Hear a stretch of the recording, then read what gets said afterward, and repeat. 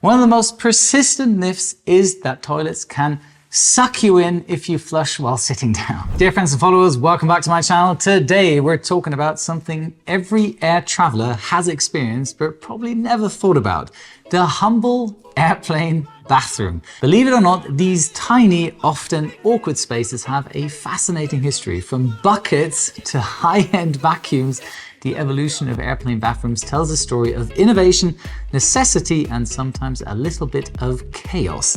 So let's dive in. Pun absolutely intended, and here we go.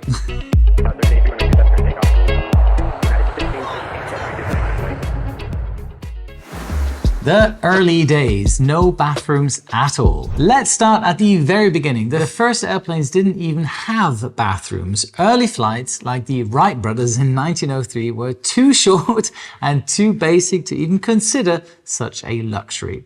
Passengers in the 1910s and 1920s, if there were any, were expected to hold it until they landed. In fact, early commercial flights were so noisy and bumpy that bathrooms were probably the last thing on anyone's mind. So these trips were short hops lasting maybe an hour or two, and people often wore goggles and heavy coats because the cabins weren't even pressurized and sometimes even partially open so that the passengers were exposed to the elements. Comfort wasn't a priority, survival was. The first in-flight toilets. By the 1930s, air travel started becoming more mainstream, and with longer flights came the need for onboard restrooms. Enter the bucket and curtain system. Yes, you heard that right. Early airplanes like the Handley Page HP-42 had a designated area with a bucket for waste and a curtain for privacy. It wasn't ideal, but it was a start. These setups were far from hygienic, and emptying the bucket after the flight was a task no crew member wanted to do. Can you imagine modern travelers putting up with that? We've come a long way. World War II, the flying latrines. During World War II, the need for bathrooms on planes took a big leap forward. Military bombers like the B-17 Flying Fortress had long missions, sometimes lasting over 10 hours. Pilots and crew couldn't just land to take a break, so engineers came up with basic toilet systems called relief tubes. Now, these were essentially funnels connected to the hoses that discharged waste outside the plane. It sounds efficient, right? Well, not exactly. At high altitudes, the tubes sometimes froze, creating, let's call it, a back pressure. It wasn't glamorous, but it worked most of the time. The first lavatories in commercial flights. The 1940s and the 1950s marked the arrival of more sophisticated airplane bathrooms for commercial flights. Planes like the Douglas DC-3 started including small, fully enclosed lavatories. Now, these weren't much larger than a closet and often came with chemical toilets which used blue liquid to break down the waste. Even though these bathrooms were a huge improvement, they were still very basic. Passengers might have access to a sink, but running water was rare and the waste was often stored on board until the plane landed. Still, it was a step forward or towards the modern bathroom experience we know today. The jet age, bathrooms get an upgrade. With the dawn of the jet age in the 1960s, airplanes got bigger, faster, and more luxurious, and so did their bathrooms. Aircrafts like the iconic Boeing 707 and the Douglas DC-8 featured more advanced lavatories with flushing systems and running water. These planes also introduced the concept of waste tanks, which stored everything in a sealed compartment to be emptied after landing. Now, gone were the days of dumping waste mid-flight, thankfully for the people on the ground. Another big change was the introduction of multiple bathrooms on larger planes. For the first time, passengers didn't have to wait forever in line, at least in theory. Luxury airliners even added powder rooms with mirrors and extra space, especially in first class. The advent of vacuum toilets.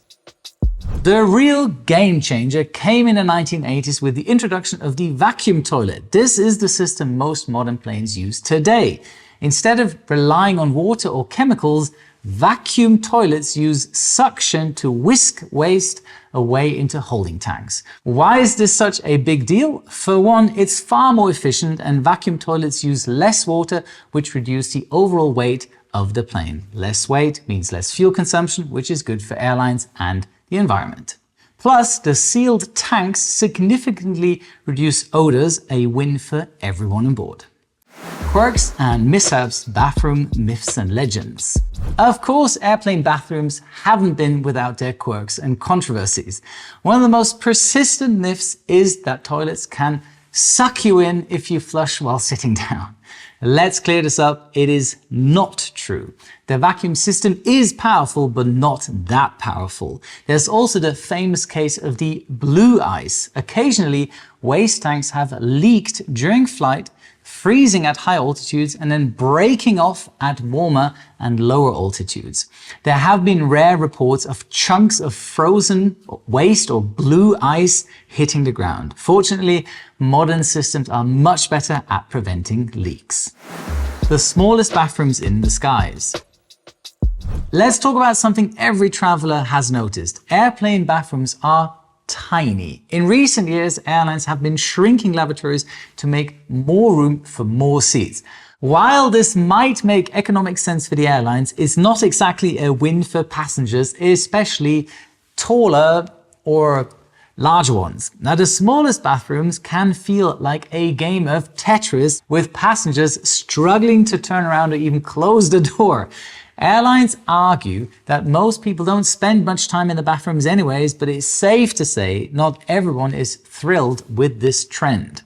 Some high-class airlines don't mind installing huge bathrooms, some of which even come with showers in first class, which I remember that Jennifer Aniston did actually a nice promo with Emirates, showcasing the showers on their Airbus A380, I think it was.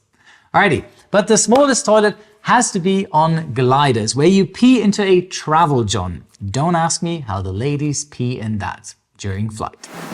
The future of airplane bathrooms. So, what does the future hold for airplane bathrooms? Innovations are already in the works. Some airlines are experimenting with self-cleaning lavatories, which use UV light to sanitize surfaces between uses. Others are testing touchless systems for flushing, faucets, and even doors, a welcome upgrade in a post-pandemic world. Sustainability is also a big focus. Newer systems aim to recycle water and reduce waste, making bathrooms more eco-friendly. And who knows, with advancements in cabin design, we might even see bathrooms that are spacious and luxurious again, at least in first class. I was recently on a flight where the toilet had a window. I thought that was absolutely luxury, minding my business with the best view an Afghan can ask for. Military solutions. While passengers of commercial airline flights usually don't need to worry about their bio breaks, fighter jet pilots cannot make use of this luxury. To be able to concentrate on the mission and not having to worry about holding it in, jet pilots wear so-called advanced mission extender devices under their suit. No joke, that term really exists. These bladder relief devices are able to sense urine and pump it into a bag. Now, a fun fact, the military transporter Airbus A400M features urinals so male soldiers can relieve themselves while standing upright and looking out of the window. How cool is that? Closing statement. Last but not least, airplane bathrooms are, of course, where many rumors about a certain club are born. But stay tuned for an upcoming video to find out more. And there you have it, the surprisingly fascinating history of airplane bathrooms. From buckets and relief tubes to high-tech vacuum systems, these tiny spaces have come a long way. Next time you're on a flight and squeezing into one of these cramped lavatories, take a moment to appreciate the ingenuity that got us here. And on that bombshell, that's it for today. If you have any more quirks you want to know about airplane lavatories, feel free to write it in the comment section below. If you have some other aviation related questions, please be sure to check out my other videos or ask in a comment below for the chance to have your question answered in a future video. I actually made a full technical description on how the lavatories work. So therefore, thank you very much for your time. Here is your checklist for today. Subscribe to my channel, check. Activate the notification bell, check. Follow my Instagram account, check. Perform a touch and go at my website, check. And don't forget, a good pilot is always learning, even if you're sitting on an airplane lavatory. Wishing you all the best. Captain Joe.